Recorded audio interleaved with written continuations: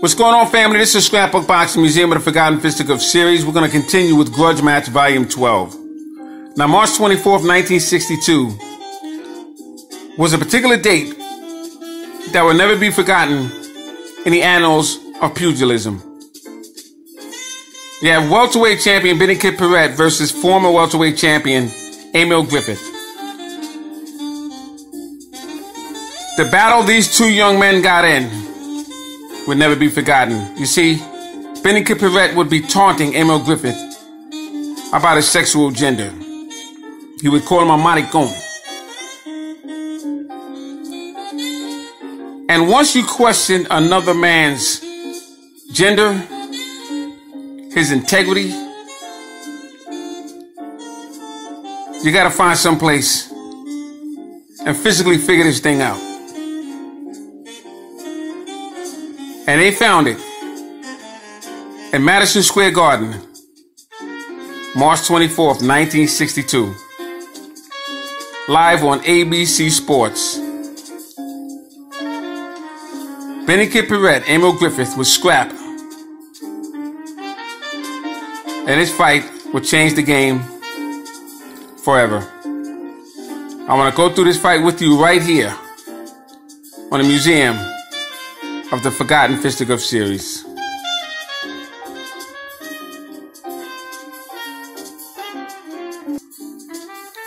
Benny Bernardo Paret, born March 14th, 1937 in Santa Clara, Cuba. Benny Kid Paret would die April 3rd, 1962, New York, New York. He stood 5'7.5" and weighed 145.5 to 157.5 pounds. He was managed by Manuel Alfaro. Now, Benny Kid Paret was a very tough, rugged, strong fighter. He would have great fights with Emil Griffith, Don Jordan, Federico Thompson, Garrett Sugar Hart, Barry Allison, Victor Salaro, and Rudy Sawyer.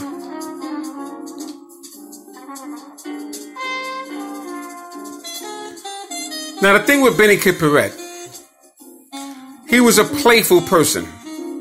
He liked to make jokes. If he saw a weakness on you, he would continue to attack you with those jokes. On December 9th, 1961, he would face Gene Foreman for the NBA middleweight championship strap. And Benny Kid Paret tried that with Gene Foreman. And when they got in that ring, Gene Foreman let him have it. Made him understand that there's a difference between joking and fighting. And he almost beat Benny Kid Paret half to death. The combinations, the body punching, the uppercuts, the left hooks, the shoulders, round after round after round, eventually took its toll on Benny Kid Paret, and he would collapse. He would get up, and Gene Foreman went right back after him and hit him with a two-piece combination and stretched him flat out. You see, Gene Foreman was not one to be played with. So on the schedule, Madison Square Garden, Bobby Goodman had a slot that had to be filled. And it was an obligation for the date of March 24th, 1962. Now, you had the fight doctors, Dr. Alexander Sheffield and Dr. Kleinman, who didn't enforce Benny Kid Paret 6 months of rest time with physical evaluation. So they allowed Benny Kid Paret to step into the ring with Emil Griffith. And at that time, Benny Kid Paret would start his taunting. And he would prey on Emil Griffith's manhood and sexuality, calling him a maricón. And Emil Griffith took this personal. And that night, when they got in the ring, Emil Griffith had it out for Benny Kid Paret. And unfortunately for Benny Kid Paret, there was a skill difference that came out with the anger of Emil Griffith.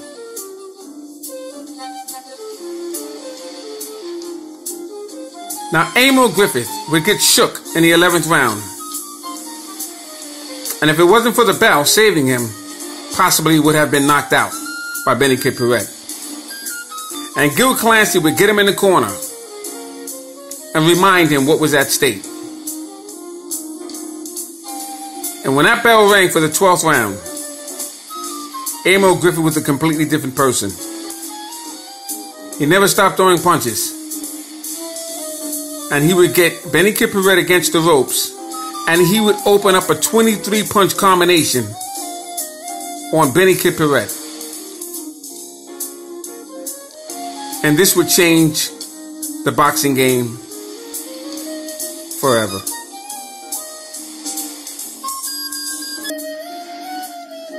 Former middleweight champion, former welterweight champion of the world, Emil Griffith. Emil Alfonso Griffith. Born February 3rd, 1938 in St. Thomas, Virgin Islands. He stood 5'7.5" and weighed 144 to 162 pounds. He was managed by Gil Clancy and Howie Albert. He was trained by Gil Clancy and Sid Martin. Emil Griffith was a very good boxer. New York Golden Gloves, 23 championship bouts. Defeat such fighters as Nino Benvenuti, Teddy Wright, Stanley Kitten Haywood, Yama Bahama, Gaspar Ortega, Gypsy Joe Harris, Izzy Logart, Joey Archer, Dick Turpin, Dick Tiger, Ralph Dupas, Brian Surface, Don Former, Florentino Fernandez, Luis Rodriguez, Holy Mims, Teddy Wright, Benny Kid Paret. Fascinating list of fighters that he defeated. Benny Kid Paret was a very strong puncher, but not in the class as Emil Griffith. Emil Griffith would be entered in the Boxing Hall of Fame in 1985 and the International Boxing Hall of Fame in 1990. 1961, he would face Benny Kid Paret, April 1st. And he would score a 13-round KO in Miami Beach for the World Welterweight Championship. June 3rd, he would face Gaspar Ortega, and he would knock him out in 12 rounds. July 29th, Yama Bahama would defeat him in 10 rounds. September 30th, he would face Benny Kid Paret, and he would lose a 15-round decision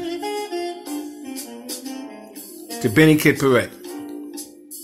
But on March 24th, 1962, after the horrible taunting and the abuse at the scales and at the weigh-in, Emil Griffith would have enough. He would have none of it. And March 24th, 1962, Benny Kid Paret would see the last days in the ring. He would be knocked out by a 23-punch combination, and the back of his head would hit the ring pole. And it would take him to the hospital, and he would die at the hospital. Emil Griffith would have one more fight that year, July 13th, against Ralph Dupas in Las Vegas. And he would defeat him in 15 rounds. The issue with Emil Griffith, he was very sensitive, and he couldn't punch hard again. It took him a long time to realize that he was a professional fighter.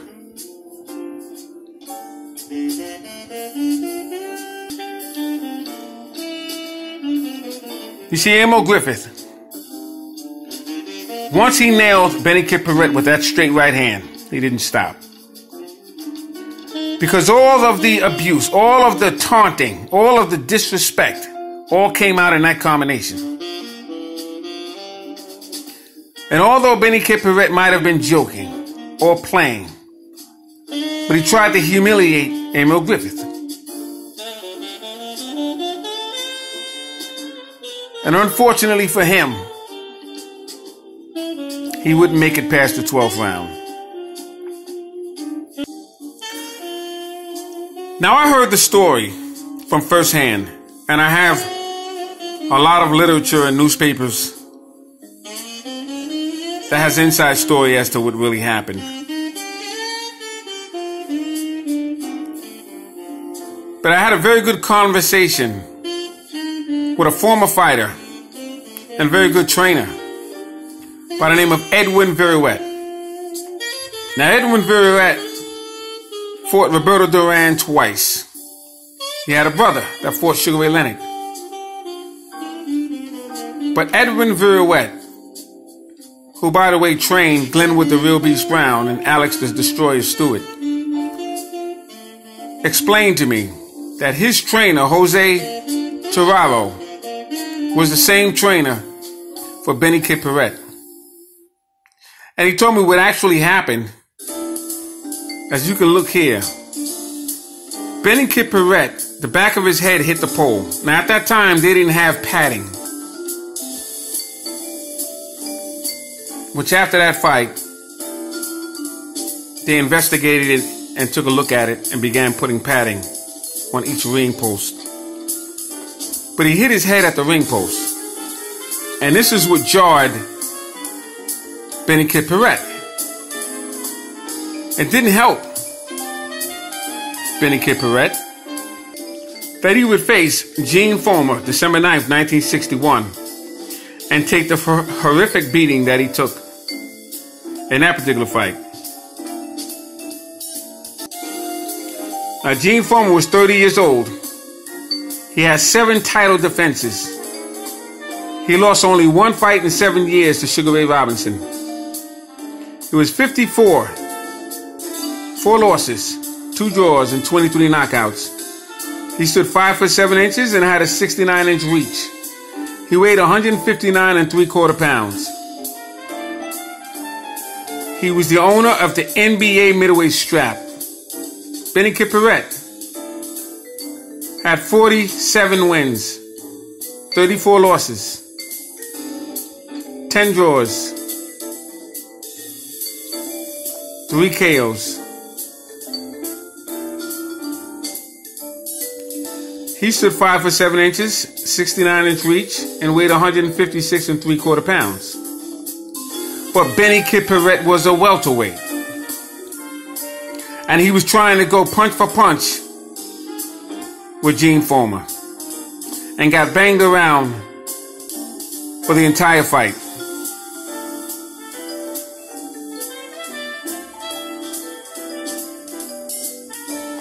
I mean, you know, you got to be more responsible as a promoter.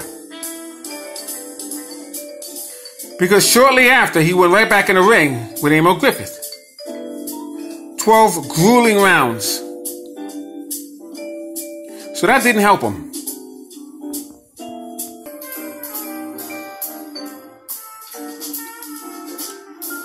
Now, Benny Kid Paret was knocked out 2 minutes and 9 seconds in the 12th round. The announcer was Johnny Addy. The referee was Ruby Goldstein. The fight doctors were Dr. Kleiman and Dr. Alexander Sheffer.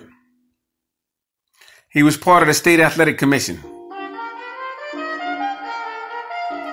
And Benny Kid Paret was advised shortly after the Gene Foreman fight to take 6 months off. But they had to fill the card the night of March 24th, 1962.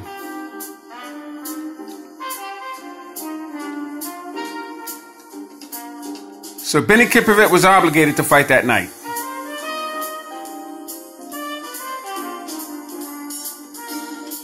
His trainer, Jose Terraro,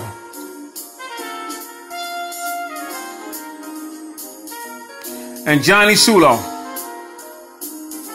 or who you're looking at right now.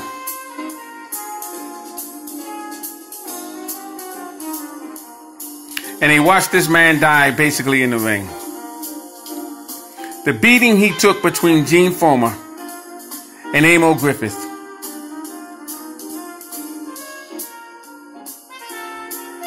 is unbelievable. And this happened on national television ABC Sports. And after this fight, they banned TV from boxing for over 10 years.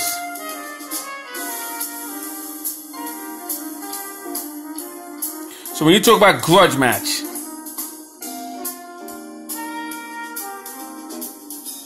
this is an example of a result of a grudge match. This is Scrapbook Boxing Museum of the Forgotten Fisticuffs series. Thanks for hanging in there with me. Salute to my subscribers. R.I.P. to Benny Kid Perret. R.I.P. to Emil Griffith. Salute to this great fight.